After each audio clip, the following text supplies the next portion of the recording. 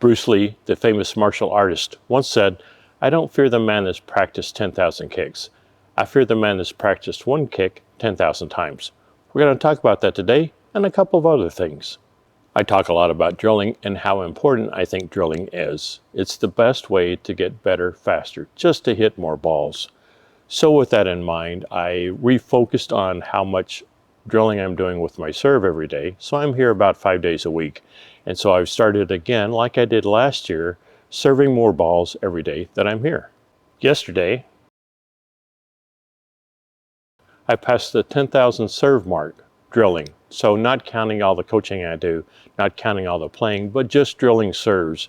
So I started on January the 1st, and as of yesterday, I hit that 10,000 serve mark, kind of keeping in mind with Bruce Lee's comment. I want to be the guy that's practiced that one serve 10,000 times. I did the same thing last year, starting on January the 1st and practicing my serve, drilling my serve every day. And by mid-March, I got to that 10,000 serve mark.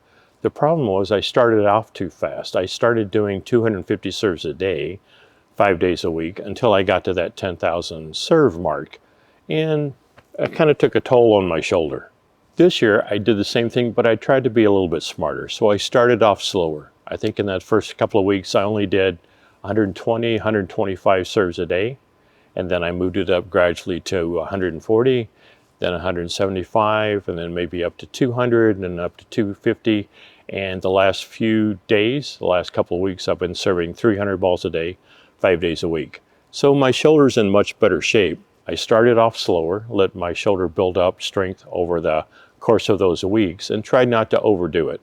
I also started to, as I started those first serves, not go all out. I tried to build up and warm up my shoulder for those first maybe 30, 40, 50 serves, so I wasn't blasting those serves as hard as I could in the very beginning of that daily drill. I tried to start off a little bit slower. My shoulder's in much better shape. I think I can keep going this year. And yeah, 10,000 is a lot. And I don't expect that most of you are going to want to do that or be able to do that. I'm here 5 days a week and I have the time to do that. I get in here early to make these videos, so I have some time windows in there where I can go practice and drill without anybody else here. And so I'm understandably a little bit fortunate that way. But I wanted to do this again like I did last year and see if I could pace myself better and still reach that 10,000 mark. And so I've done that, so I feel good about it. Hopefully my serve's better than it was when I started on January the 1st. And then I think my shoulder's in good enough shape where I can keep going, and if I need to ease up a little bit, I can. I still kind of have an average of I want to do 125 or 140 a day.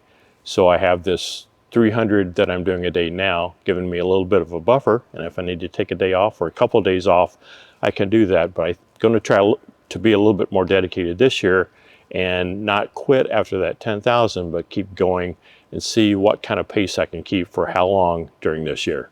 So I'm in the camp with Bruce Lee about I want one really good serve. I want to put all of my effort into that one serve and make it as good as I can, and then I'm going to live with that. Now I know there are people who want to have a variety of serves.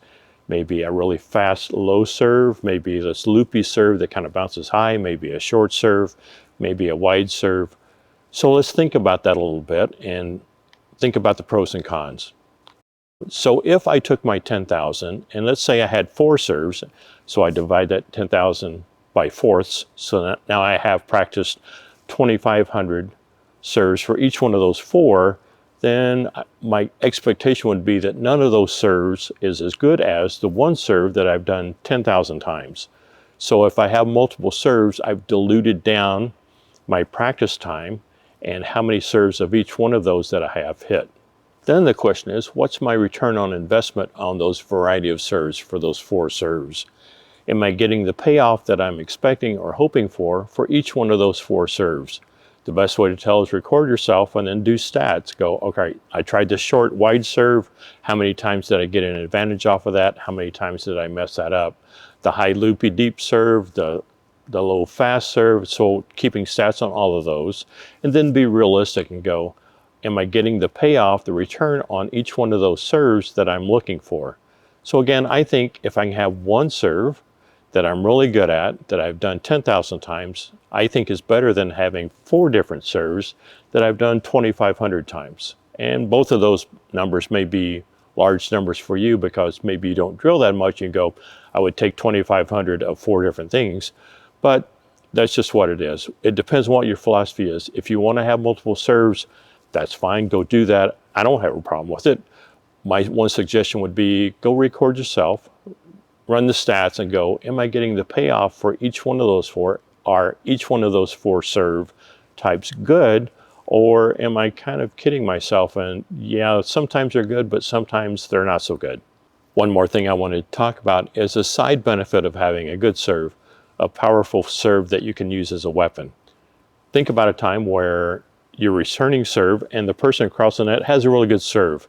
And what goes through your brain, what goes through your head as they're getting ready to serve and you're getting ready to return. One thing that I can see, that I can tell, is that when somebody starts to tense up when they're returning serve and focus extra hard, it means that the person that's serving has a really good serve, and that person serving is already in the head of the person returning. So as I'm serving and I have a pretty good serve, I can look across the net and see people be more focused, get in a more athletic, ready position. And my thought is, I'm already in your head. You're already knowing that this is going to be probably a tough serve. And so I'm ahead of the game. I've already got you to tense up a little bit long before I've even hit this serve. If I have a really good serve and I can get in my opponent's head even before I serve, so they've already returned a serve from me or received one of my serves and not maybe done so well with it, and I can see them tense up, I can see them focus extra hard, then I know that I'm in their head long before I've hit this serve. And that's one of the goals, is I want people to be a little bit nervous before I even hit that serve. One side note, I was playing here at my local facility a couple of weeks ago with 3 other guys, and we had the service rotation and my partner was the first server. So my partner did their serve. We lost a point, and so he takes the ball and throws it across the net, letting them start their service rotation. I didn't get my turn serving. So I jokingly said to my opponents across the net, it's like, he doesn't want me to serve.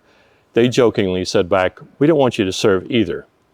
So the moral of that story is, I know that I'm already in their head. Like if they can verbalize that they don't want me serving, it's like, okay, my serve's a weapon, it's fairly offensive, and it's doing what I want it to do. I want them to be a little bit nervous while I'm serving. And that's kind of the moral of the story, is go practice, go drill. You don't have to do 10,000. I know that that's a big number, but try and do that at least once or twice a week. Go practice however many balls you can commit to and practice to.